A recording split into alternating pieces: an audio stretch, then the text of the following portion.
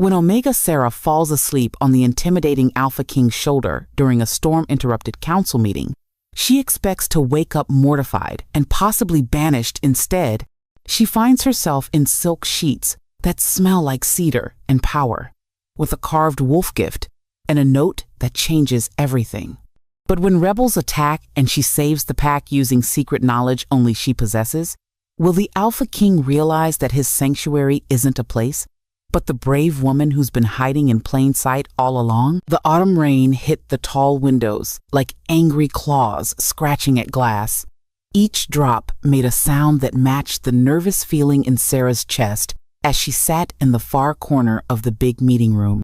Steam rose from her wet sweater while the old men talked on and on about Packland and who owned what.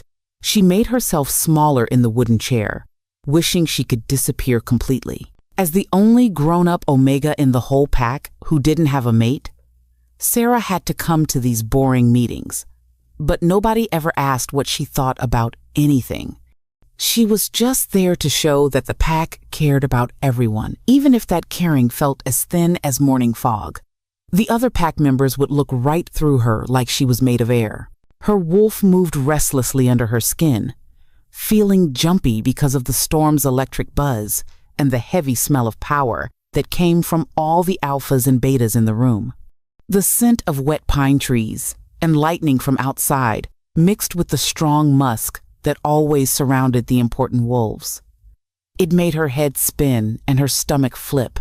All she wanted was to run away to somewhere quiet and safe, somewhere that didn't remind her every single day that she was 23 years old and still had no bond mate. In a world where everyone measured how much you were worth by who claimed you. The meeting room felt too small, with all these big wolves crowding into it. Elder Thorn stood at the front, pointing at a map with his thick finger while he droned on about the north borders. His voice was like the buzz of bees on a hot summer day, making Sarah's eyelids feel heavy. She counted the raindrops racing down the window glass, anything to keep from falling asleep and getting in trouble. Thunder rolled across the sky like a giant bowling ball, making the old building shake. Some of the younger betas jumped a little, but tried to hide it. Sarah could smell their surprise mixed with embarrassment. Her nose was better than most wolves because Omegas had to be good at reading the room to stay safe. Right now, the room smelled like wet wool, old leather chairs, and the kind of tension that came before big storms. She pulled her cardigan tighter around her shoulders, feeling the damp fabric stick to her skin. The sweater was old and had tiny holes in the elbows, but it was soft and smelled like the lavender soap she used to wash her clothes. It was one of the few things that belonged just to her in a pack house where everything was shared. Elder Thorn was still talking about patrol schedules and whose turn it was to watch which part of their land. Sarah had heard this same argument at least 6 times in the past month. The north border was important because that's where the other packs might try to cross over and cause trouble. But nobody wanted to spend their nights walking around in the cold rain, looking for wolves who probably weren't even there. The wind picked up outside, making the windows rattle in their old wooden frames. Sarah could feel the storm getting stronger, like a wild animal pacing back and forth before it decided to pounce. Her wolf wanted to howl along with the wind, to run outside and feel the rain wash away all the worry and loneliness that sat on her shoulders like a heavy blanket. But Omegas didn't howl in meeting rooms full of important wolves. Omegas sat quietly in corners and pretended they weren't there. Omegas waited for someone else to decide what their life would look like. At least, that's what everyone expected her to do. The wooden chair creaked under her as she shifted, trying to find a position that didn't make her back ache. These meetings went on for hours sometimes, and the old furniture wasn't made for comfort. Her legs were getting pins and needles from sitting still so long, but she didn't dare stretch them out where someone might trip. Rain hammered harder against the glass, and lightning flashed bright enough to light up the whole room for a second. In that quick burst of white light, Sarah saw how tired and bored most of the wolves looked. Even the alphas were fighting to keep their eyes open while Elder Thorn kept talking and talking and talking. She wondered what it would feel like to stand up and say something interesting, something that would make everyone turn and look at her with respect instead of pity. But the thought made her stomach twist with fear. Omegas who spoke out of turn got in trouble, and she already had enough problems without adding more to the pile. The storm was getting closer now. She could count only 3 seconds between the lightning and thunder, which meant it was almost right on top of them. Her wolf paced nervously, wanting to find somewhere safe to hide until the danger passed. But there was nowhere to go except this room full of powerful wolves who could crush her with just a look. Another flash of lightning turned the windows white, and this time the thunder came so fast it shook the whole building. Several of the younger pack members looked toward the door, probably wishing they were anywhere else. Sarah didn't blame them.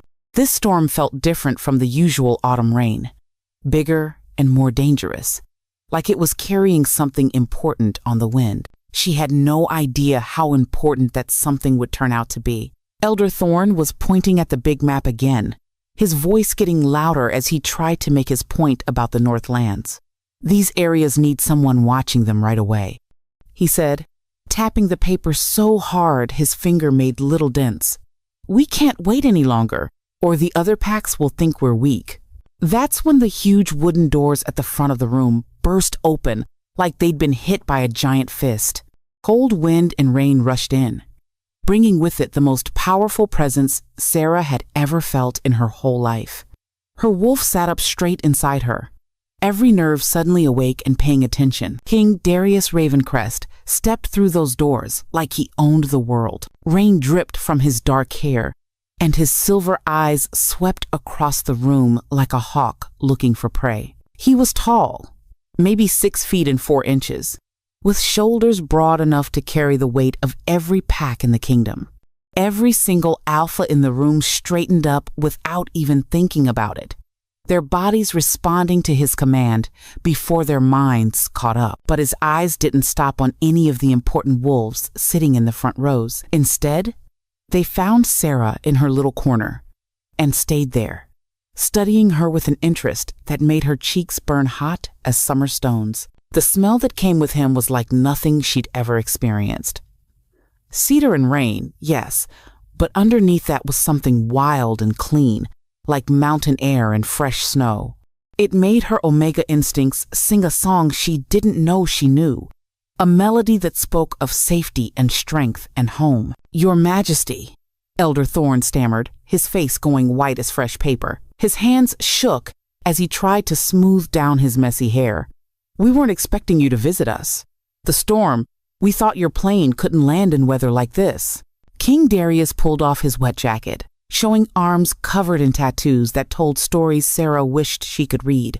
The storm forced us down earlier than planned, he said, and his voice was like thunder that didn't scare you, deep and warm and full of power that didn't need to shout to be heard. I hope I'm not stopping anything important from happening. The room had gone so quiet that when Sarah shifted in her creaky old chair, the sound seemed as loud as a gunshot. Every head turned toward her, including the king's, and she felt like a mouse who'd just been spotted by a very large, very dangerous cat. But instead of fear, something else fluttered in her chest, something that felt almost like excitement. Not at all, Your Majesty, she heard herself saying, even though the smart part of her brain was screaming at her to keep her mouth shut. Omegas didn't talk to kings. Omegas especially didn't talk to alpha kings who could probably flatten her with one finger. Elder Thorn was just explaining why our north borders stay weak, even though we have the strongest pack in this whole area to protect them. The silence that followed was so complete she could hear her own heartbeat. Elder Thorn's face went from white to red to purple, like he was going through all the colors of a sunset in fast motion. Beta Marcus made a choking sound, like he'd swallowed his own tongue. Even the rain seemed to pause, waiting to see what would happen next. But then King Darius smiled, and it was like the sun coming out from behind storm clouds. The corners of his eyes crinkled up, and she could see he was trying not to laugh out loud at the chaos she'd just created with a few simple words. Is that so? He asked, taking 3 long steps that brought him much closer to her corner. Each step echoed off the stone floor like a drumbeat. "And what would you suggest we do about that problem?"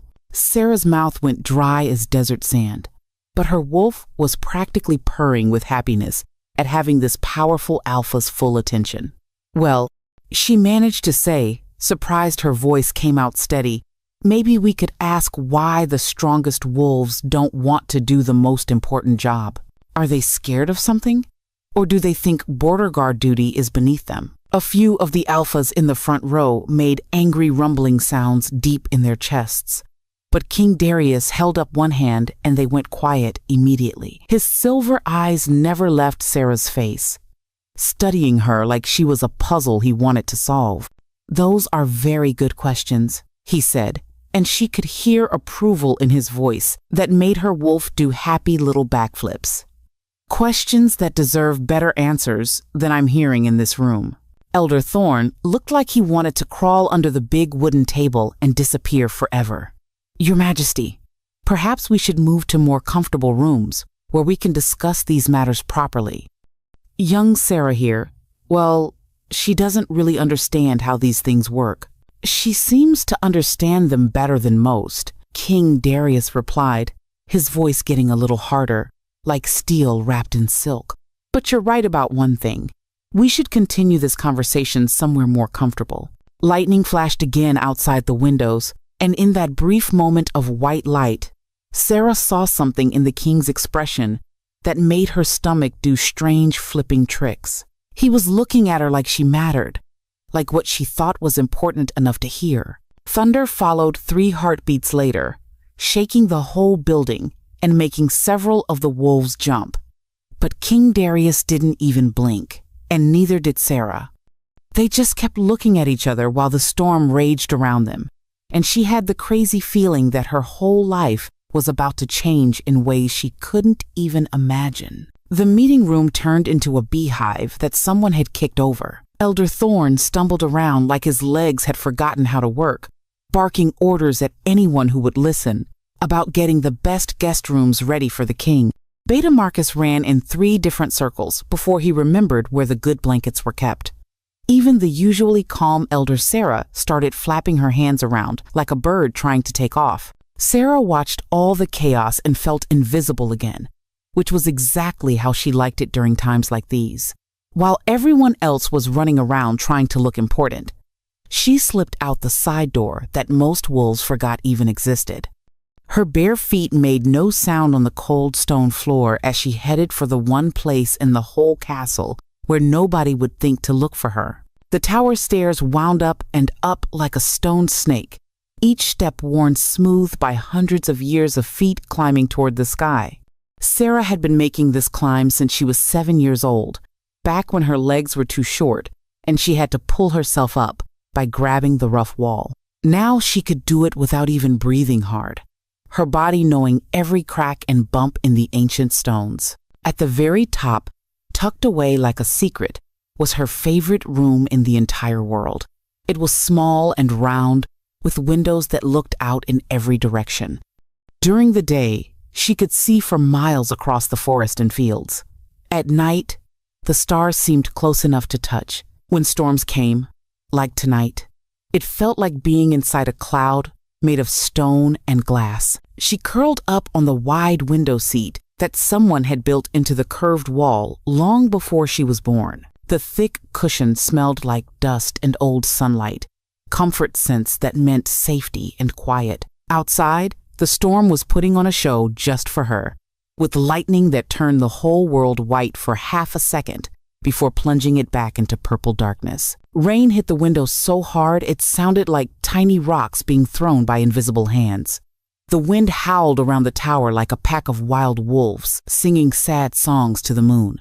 But inside her little round room, Sarah felt safe and warm, wrapped up in the silence that only came when she was completely alone. That's why the sound of footsteps on the stairs made her heart jump like a startled rabbit. Heavy boots on stone, climbing steadily upward with the confidence of someone who knew exactly where they were going. Sarah pressed herself back against the window, wishing she could melt into the stone and become part of the wall. But when King Darius stepped through the doorway, he didn't look angry about finding her here. His formal jacket was gone, and he'd rolled up the sleeves of his white shirt to show those amazing tattoos that covered his arms like living artwork. His dark hair was still damp from the rain, and drops of water caught the lightning flashes like tiny diamonds. "The elders told me this was your special place," he said, settling himself on the other end of the window seat, like he'd been invited to sit down. The cushion dipped under his weight, and suddenly the space felt much smaller than it had a minute ago.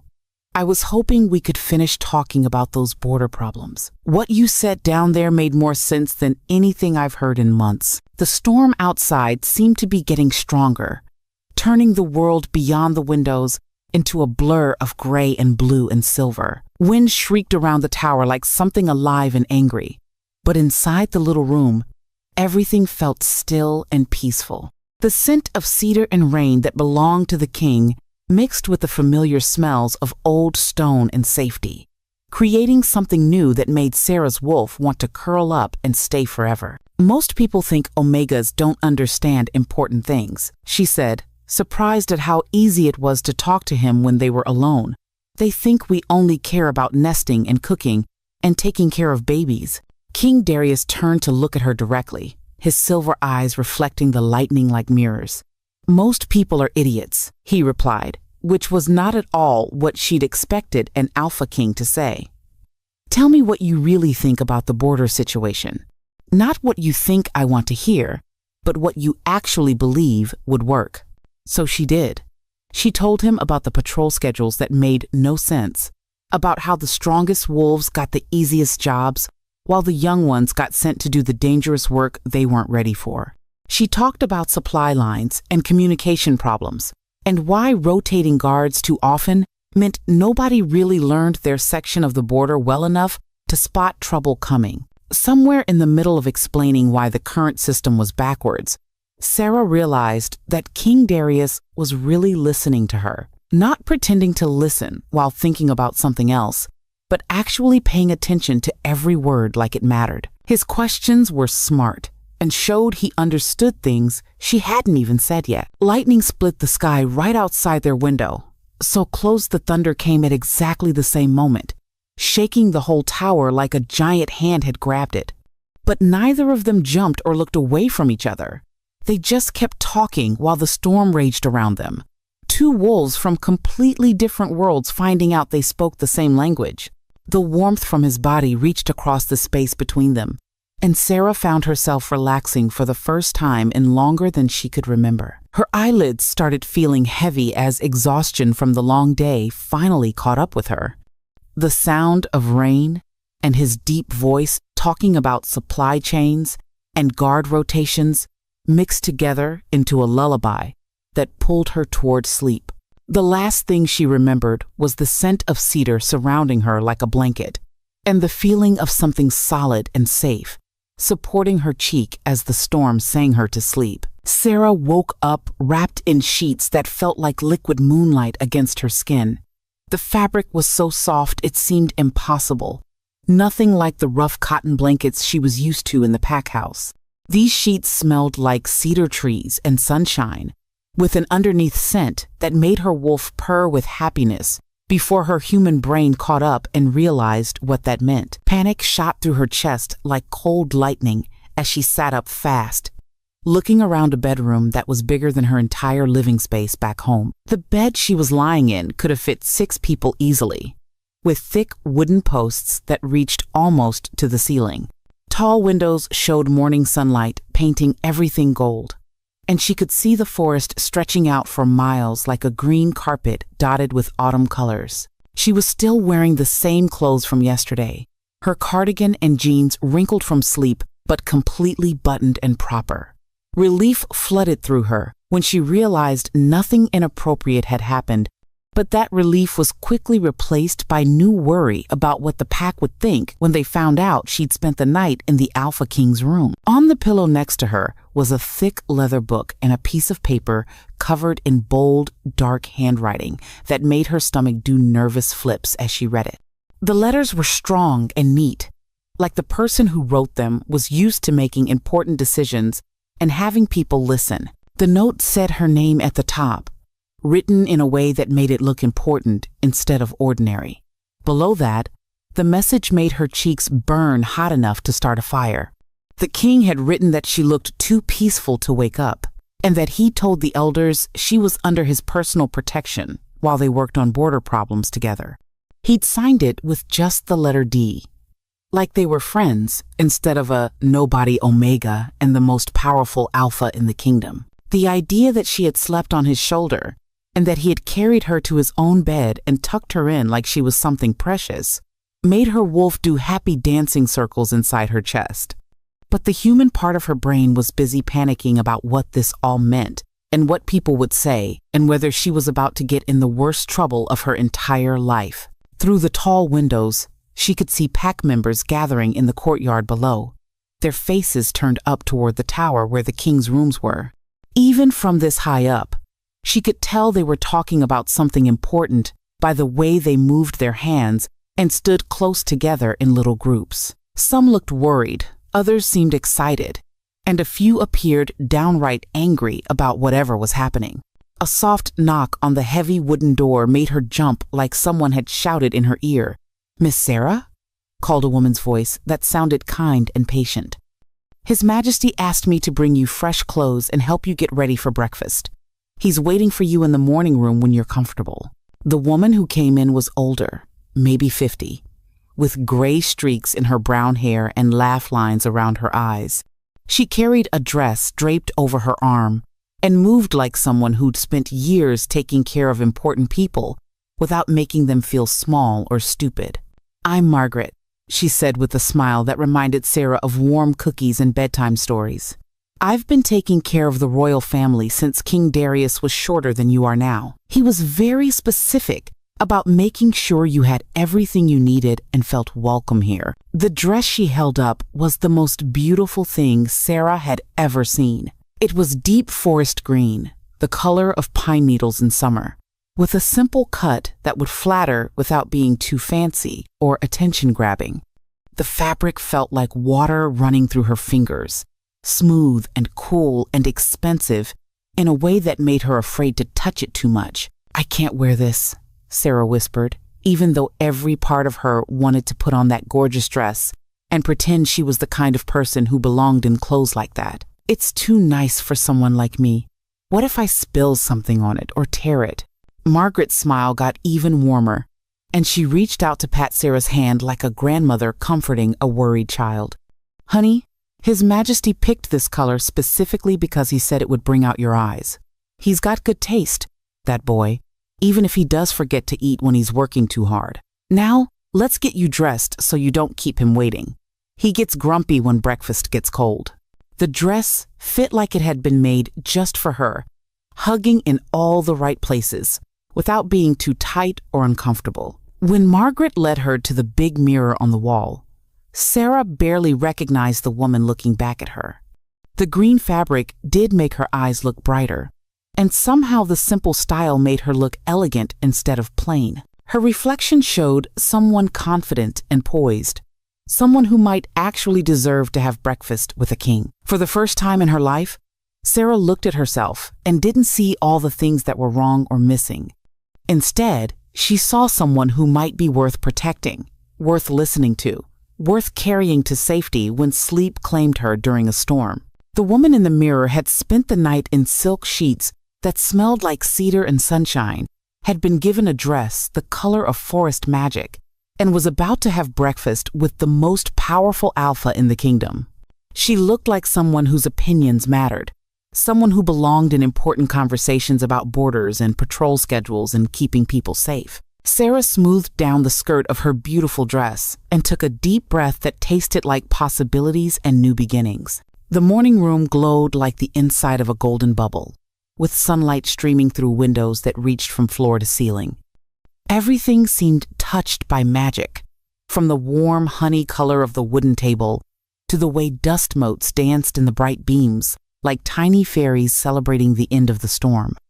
The air smelled like fresh bread and coffee, and something floral that might have been the flowers arranged in tall blue vases around the room. King Darius stood with his back to the door, perfectly still as he looked out at the clear sky beyond the glass. He was dressed more simply than yesterday, in dark pants and a white shirt with the sleeves rolled up to show those incredible tattoos that told stories she still wanted to learn how to read. When he heard her footsteps on the polished wood floor, he turned with a smile that made her knees feel like they were made of warm honey. "The storm broke just before dawn," he said, gesturing toward the windows where she could see blue sky scattered with fluffy white clouds that looked like sheep grazing in an endless pasture. "But I have to admit, I'm grateful it happened when it did. I haven't had a conversation that interesting in longer than I can remember." He pulled out a chair for her at the small table set for two, and the gesture was so gentle and polite that it made her wolf practically glow with happiness. The chair was perfectly sized, not too big or too small, and cushioned with fabric that felt like silk under her hands. Everything in this room seemed designed to make people feel comfortable and welcome, from the soft rugs on the floor to the warm yellow paint on the walls. They talked while they ate breakfast that tasted better than anything she'd ever had in her life. Fluffy scrambled eggs that melted on her tongue.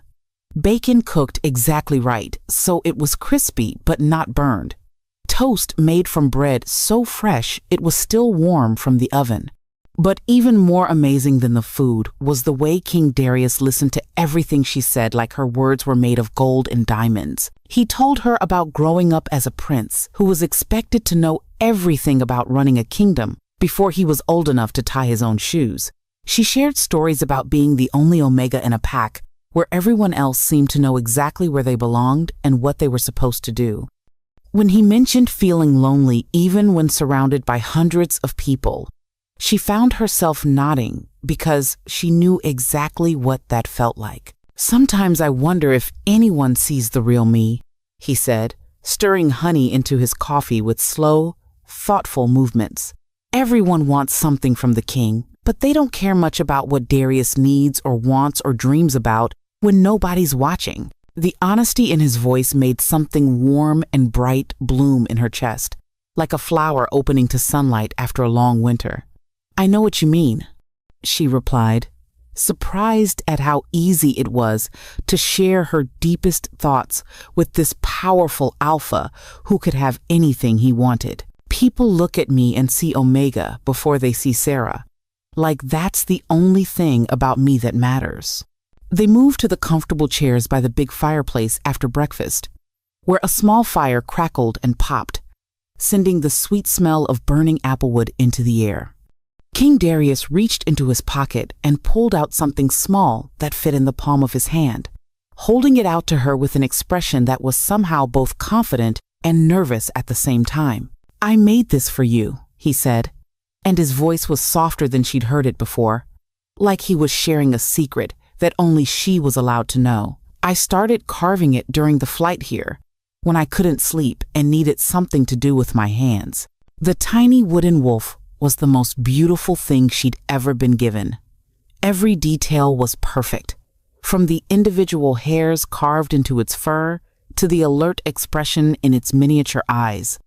It was caught mid-leap, like it was jumping towards something wonderful, and the wood was pale gold with darker streaks that looked like lightning frozen in time. "It's made from a tree that grew right on the border between my territory and yours," he explained, watching her face carefully as she turned the little sculpture over in her hands, marveling at the smooth finish and incredible detail. "I thought about you while I carved it, about how you see problems that other people miss and aren't afraid to speak the truth even when it's difficult." When she looked up at him, she found his silver eyes watching her with an intensity that made her heart beat like a drum in her chest. The carved wolf felt warm in her palm, and she could smell the faint scent of the wood oil he'd used to make it shine.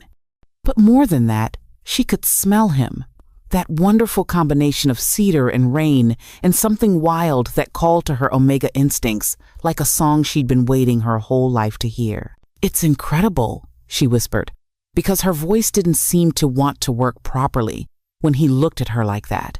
Nobody's ever made anything for me before. I mean, not something this special. Not something that took time and care and thought. Their fingers touched when he reached out to show her a tiny detail in the carving. A small flower tucked behind the wolf's ear that was so small she'd almost missed it.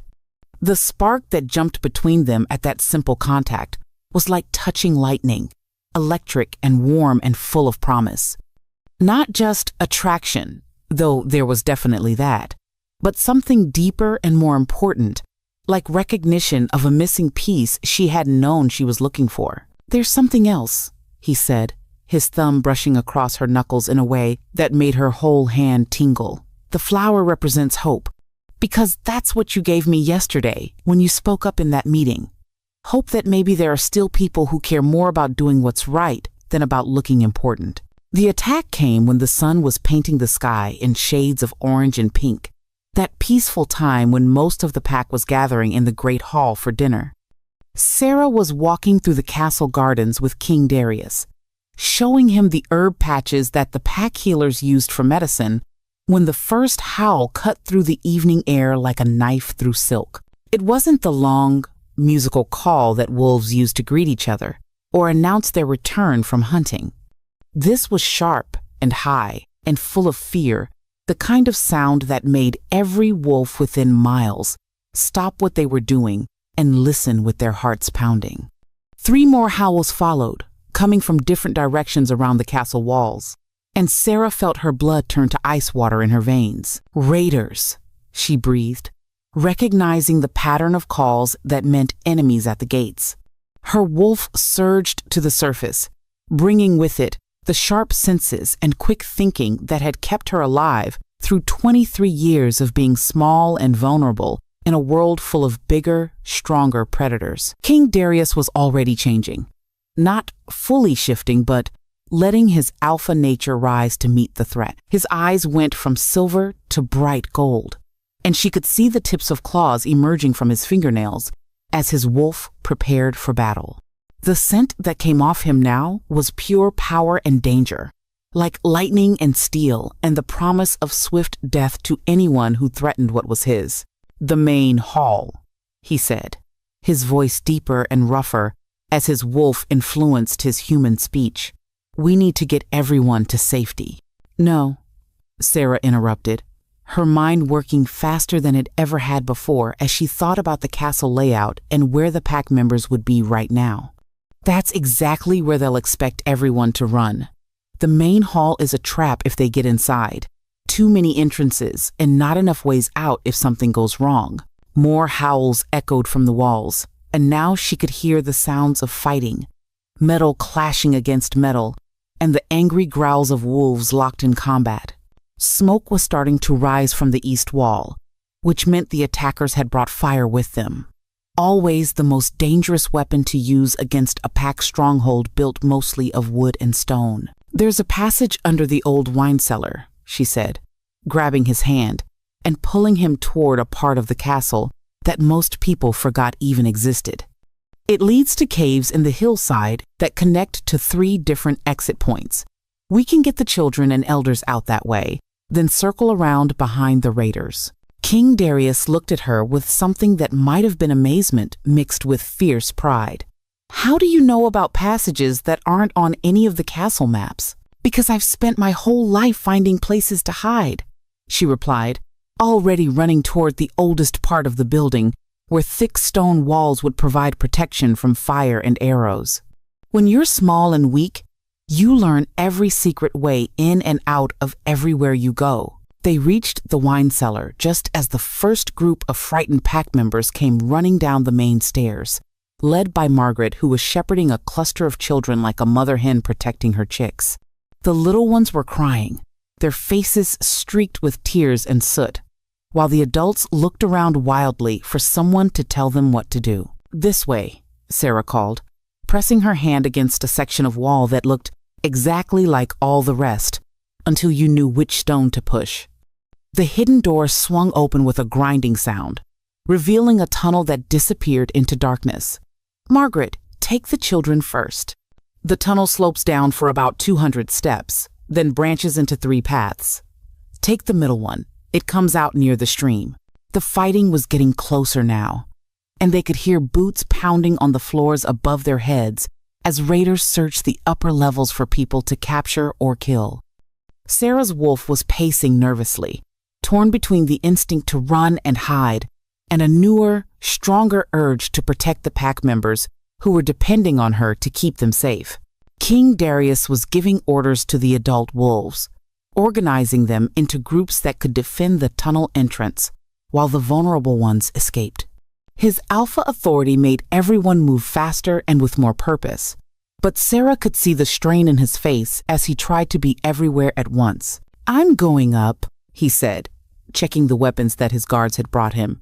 "If we can hit them from behind while they're focused on the main attack, we might be able to end this quickly."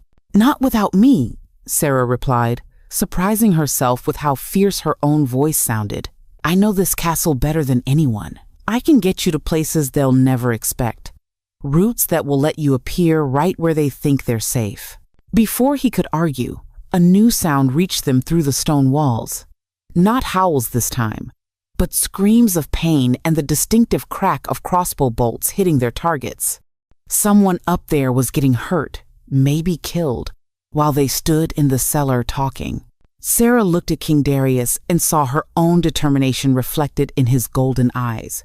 They were both thinking the same thing, that hiding in tunnels while their pack fought and died above wasn't something either of them could live with. "Show me," he said simply. And together they climbed back up into the chaos and smoke and danger, ready to fight for the people they'd sworn to protect. The battle was over by the time the moon reached its highest point in the star-scattered sky, but the courtyard still smelled like smoke and fear and the metallic tang of spilled blood. Sarah sat on the stone steps leading up to the great hall, her beautiful green dress torn at the sleeves and stained with dirt from crawling through secret passages that hadn't been used in decades. Her hands were shaking as she watched the healers tend to the wounded pack members who'd been hurt in the fighting. 3 raiders lay dead near the main gate, but thankfully no one from their own pack had been killed, though several would be limping for weeks to come. The children who'd escaped through her hidden tunnel were safe in the healing rooms, being fed warm soup and checked for injuries by gentle hands. King Darius stood in the center of the courtyard, still partially shifted with his wolf close to the surface, giving orders to his guards about securing the walls and making sure no more enemies were hiding in the surrounding forest. Even covered in dust and sweat, with his shirt torn and his dark hair messy from battle, he looked every inch the powerful Alpha King who'd earned his crown through strength and wisdom. But when he caught sight of her sitting alone on the steps, something in his fierce expression softened, and he walked over with quick strides that brought him to her side in heartbeats. "You saved them," he said, settling down next to her on the cold stone, close enough that she could feel the warmth radiating from his body. "Not just the children and elders who escaped through your tunnel, but everyone. If we'd tried to defend the main hall like the raiders expected, we would have lost people tonight." Sarah shook her head, staring down at the carved wooden wolf she still clutched in her palm like a talisman. The tiny sculpture had somehow stayed safe through all the chaos, protected by her careful hands, even when she'd been guiding frightened pack members through dark tunnels, or showing King Darius the best routes to surprise their enemies. "I just knew where to hide," she whispered, feeling the familiar weight of not being good enough settling back onto her shoulders like a heavy blanket. "That's all I've ever been good at, running away and finding places where no one can see me." King Darius reached out and gently lifted her chin until she had to look at him, his silver eyes serious and warm in the moonlight. "Look around this courtyard," he said softly. "Look at all the people who are alive tonight because you knew exactly where to go and how to get them there safely." She did look, taking in the scene with eyes that were finally starting to see clearly. Margaret was bandaging a young Beta's scraped arm while telling him how brave he'd been. The children from the tunnel were peeking out the healing room windows, their faces bright with excitement now that the danger was over. Elder Thorne was actually smiling as he listened to other pack members describe how Sarah had appeared like a guardian angel to guide them to safety. "These people aren't looking at you like you're someone who runs away," King Darius continued, his thumb brushing across her cheek in a gesture so tender it made her heart skip beats. "They're looking at you like you're their hero, because that's exactly what you are." The words hit her like a physical blow, but instead of pain, they brought a warmth that started in her chest and spread outward until her whole body felt like it was glowing from the inside. For the first time in her entire life, she could see herself through someone else's eyes and actually like what she saw there. "I can't ask you to give up everything for someone you've known 3 days, she said, though every cell in her body was screaming at her to take back the words. They were sitting close enough that she could count his eyelashes in the moonlight, could smell the cedar and rain scent that meant safety and home and everything she'd ever wanted, but never dared to hope for. "You're not asking," he replied firmly, his hands coming up to frame her face like she was something precious and fragile that needed to be protected. "I'm choosing, just like you chose to trust me with your secret places, chose to share your knowledge about the borders, chose to stand beside me tonight when everything went wrong. The elders will never accept it," she whispered, even as her wolf was doing happy somersaults at the idea that this incredible alpha wanted to choose her, wanted to keep her, wanted to build something permanent and beautiful with a nobody omega who'd spent most of her life feeling invisible. "The elders will accept what their king tells them to accept," he said, and there was steel in his voice that reminded her he was powerful enough to make kingdoms bow to his will. "But more importantly, look at how your pack sees you now. You're not the invisible Omega anymore, Sarah. You're the woman who saved their lives. And you're not just the Alpha King," she breathed, finally letting herself say what her heart had been whispering since the moment he'd smiled at her in that stuffy council meeting. "You're the man who carved me a wolf from Borderwood, who gave me sanctuary when the storm came." When he kissed her, it tasted like coming home and stepping into the greatest adventure of her life, all at the same time. The carved wolf pressed between their joined hands seemed to pulse with warmth, as if it approved of the bond forming between the two people who'd found each other in the middle of chaos and decided to build something beautiful together. Around them, the pack began to cheer. 6 months later, Sarah stood in the same tower window where everything had changed, watching the morning sun paint the rebuilt border settlements in shades of gold and green that made the whole world look like it was made of precious metals and emeralds. The carved wooden wolf sat on the wide stone windowsill beside her, no longer alone, but joined by a matching raven that King Darius had made during their bonding ceremony 3 months ago. The two tiny sculptures looked perfect together, the wolf mid-leap toward adventure while the raven spread its wings as if ready to soar into an endless sky.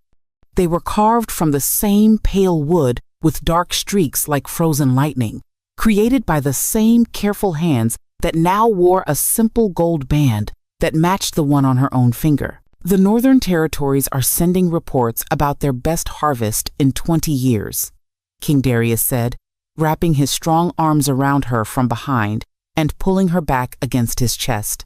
She could feel his smile against her temple as he spoke, the contentment in his voice making her wolf purr with happiness. Apparently, having a queen who actually understands how to organize supply lines and work schedules makes a bigger difference than anyone expected. Queen.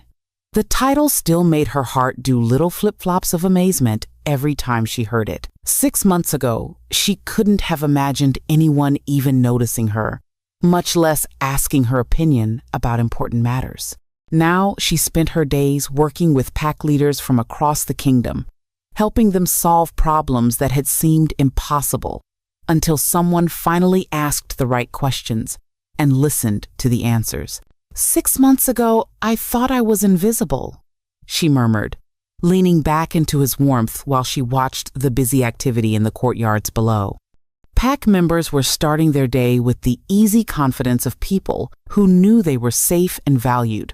Children playing games in spaces that had once been battlegrounds, adults working together, on projects that would benefit everyone. "I noticed you the moment I walked into that council meeting," he replied, pressing a soft kiss to the spot where her neck met her shoulder, right over the mating mark that proclaimed to the entire world that she belonged to the Alpha King and he belonged to her just as completely. Not because you were Omega, but because you were the only person brave enough to speak truth to a room full of powerful wolves who were too scared to say what everyone was thinking. Through the tall windows, they could see the morning patrol returning from the northern borders, their faces relaxed and cheerful as they reported to the captain of the guard. The new system they'd designed together was working better than anyone had dared to hope. Stronger wolves paired with clever ones, experienced fighters teaching younger pack members, rotation schedules that made sense and kept everyone alert without wearing them out. Elder Thorn waved up at their window as he crossed the courtyard, his arms full of letters from other territories asking for advice about their own border problems. The old wolf, who'd once barely acknowledged her existence, now sought out her opinions on everything from trade agreements to dispute resolution, and his respect was genuine rather than forced. The healing rooms had been expanded and restocked with better supplies, funded by the trade agreements she'd helped negotiate with neighboring kingdoms. The Children's Learning Center buzzed with activity as young wolves discovered talents they'd never known they had, guided by teachers who understood that every pack member had something valuable to contribute. "Do you ever miss the quiet?" King Darius asked, though she could hear the teasing in his voice. "Back when your biggest worry was avoiding boring council meetings instead of running a kingdom?"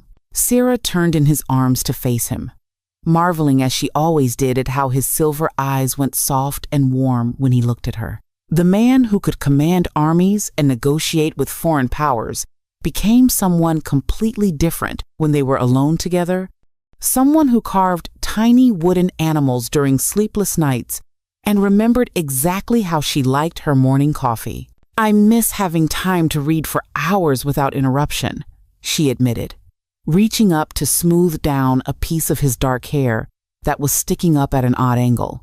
"But I don't miss feeling useless.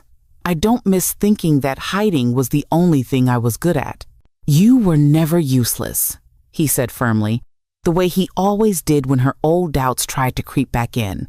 "You were just waiting for the right storm to show everyone what you could do." Below them in the courtyard, Margaret was directing a group of young wolves in hanging colorful banners for the harvest festival that would begin tomorrow. The celebration would bring pack members from across the kingdom to share food and stories and the kind of joy that came from knowing you were part of something bigger and better than yourself. The carved wolf and raven caught the morning light, their smooth surfaces gleaming like they were alive and ready to leap right off the windowsill into the golden air.